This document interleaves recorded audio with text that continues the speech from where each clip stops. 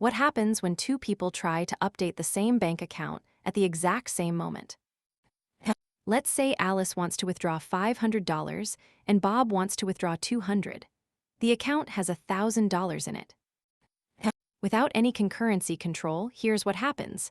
Alice reads the balance, $1,000. Bob reads the balance, also $1,000. Alice subtracts 500 and writes 500. Bob subtracts 200 and writes 800. The final balance is $800, but it should be 300. Alice's withdrawal just vanished. This is called the lost update problem, and it's one of the most dangerous bugs in database systems.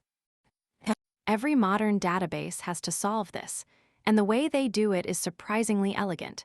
It's called multi-version concurrency control, or MVCC. Let's see how it works. The most obvious solution is to just lock the data. When Alice starts her transaction, she acquires a lock on the row. Now Bob tries to access the same row, but it's locked. He has to wait. Alice finishes her update. She releases the lock. Now Bob can go. This guarantees correctness. No more lost updates. But there's a problem. What happens when you have not 2 users, but 1,000? Every single one of them needs to access the same table. With locks, they line up in a queue, one at a time. Even reads block other reads. A simple select statement has to wait behind someone else's update. If each transaction takes just 50 milliseconds, 1,000 users means 50 seconds of waiting. Your database grinds to a halt. There has to be a better way. What if we could let everyone work at the same time, without locks, and still get the right answer? Here's the key insight. What if instead of locking data, the database just kept multiple versions of it? When Alice updates the balance from $1,000 to $500, the database doesn't overwrite the old value. Instead, it creates a brand new version. Version 2 holds $500, but version 1, with $1,000, still exists. Now here's the magic. Bob started his transaction before Alice committed her change. So Bob still sees version 1, the original $1,000. Alice sees her new version. Bob sees the old version. Both are operating at the same time, on the same row, and neither one is waiting. This is multi-version concurrency control, or MVCC. Instead of forcing transactions to take turns, the database maintains multiple versions of every row. Each transaction gets its own consistent view of the data. No locks needed. Let's dig deeper into how this actually works. When a transaction begins, the database takes a snapshot. Think of it like a photograph of the entire database, frozen at that exact moment. Transaction T1 starts at time 100. It sees every change that was committed before time 100, nothing after. Transaction T2 starts at time 150. It sees more recent changes. They're both reading the same table, but seeing different versions of the data. This is incredibly powerful. Your transaction always sees a consistent world. Even if someone else is inserting, updating, or deleting rows right now, you don't see any of it. Your snapshot is frozen in time. This is how databases provide what's called snapshot isolation.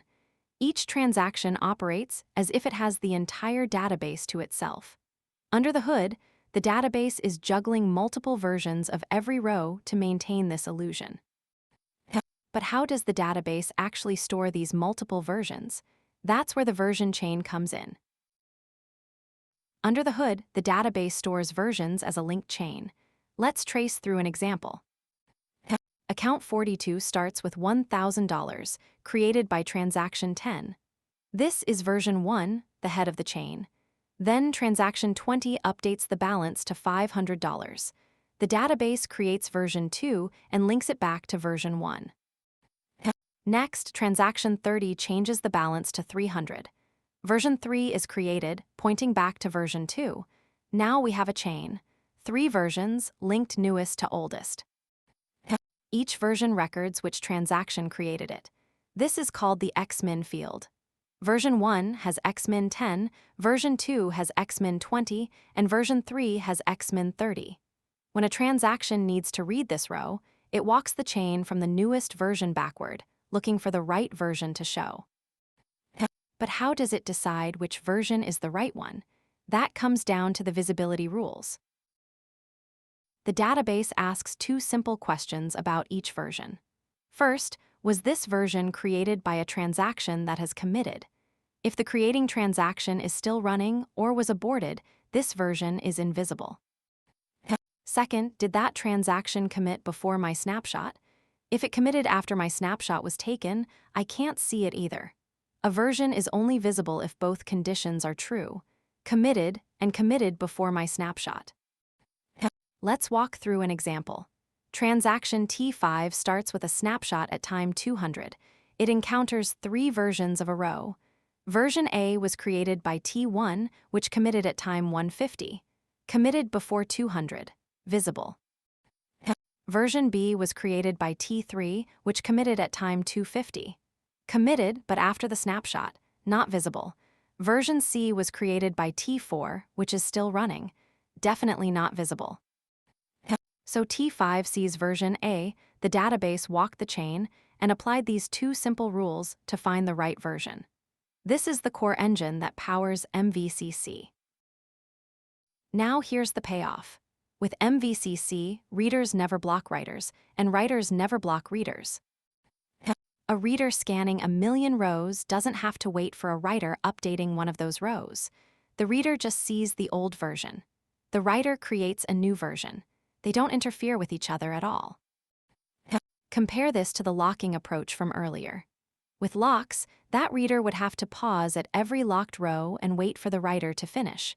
With MVCC, it breezes right through, reading the versions that match its snapshot.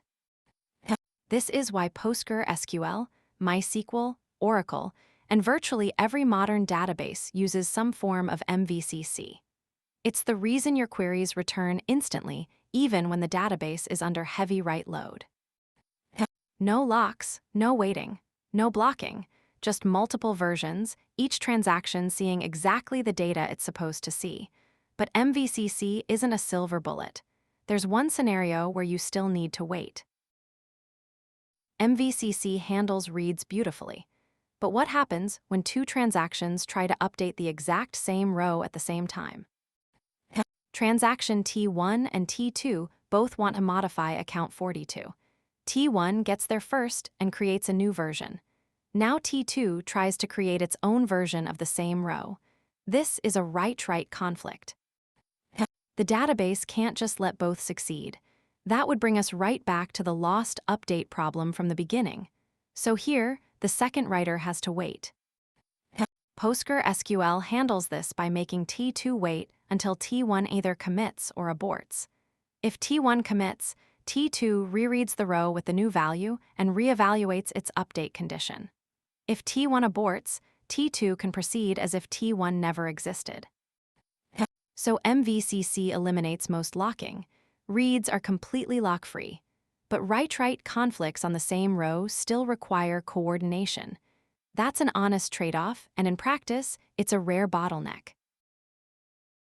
With MVCC, the database is constantly creating new versions, but it can't keep them forever or it would run out of space.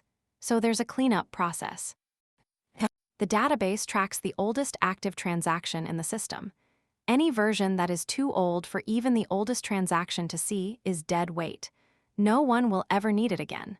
It can be safely removed. In PostgreSQL, this cleanup process is called vacuum. It runs in the background, scanning tables for dead versions and reclaiming their space. MySQL InnoDB has a similar mechanism called the purge thread, which cleans up old versions from the undo log. Here's a critical practical insight. If you leave a transaction open for hours, maybe a forgotten debug session, it holds back the garbage collector. The database can't remove any version created after that transaction snapshot. The table bloats. Queries slow down. This is why long-running transactions are one of the biggest performance killers in production databases. Always close your transactions promptly. Let's bring it all together. PostgreSQL and MySQL InnoDB both use MVCC, but they implement it differently. PostgreSQL stores all row versions directly in the main table. Old versions sit right alongside current ones, and vacuum cleans them up. MySQL InnoDB keeps only the latest version in the table and stores old versions in a separate undo log. The purge thread cleans the undo log. Different approaches, same core idea, multiple versions, consistent snapshots, readers and writers coexisting without blocking each other. Remember Alice and Bob from the beginning? With MVCC, there's no conflict. Alice updates the account and creates a new version. Bob, reading within his snapshot, sees the old version. No lost updates. No locking. No waiting. The next time you run a query on a busy production database and it comes back instantly, you'll know why. Underneath, the database is quietly maintaining multiple versions of your data, giving every transaction its own consistent view of the world. That's MVCC.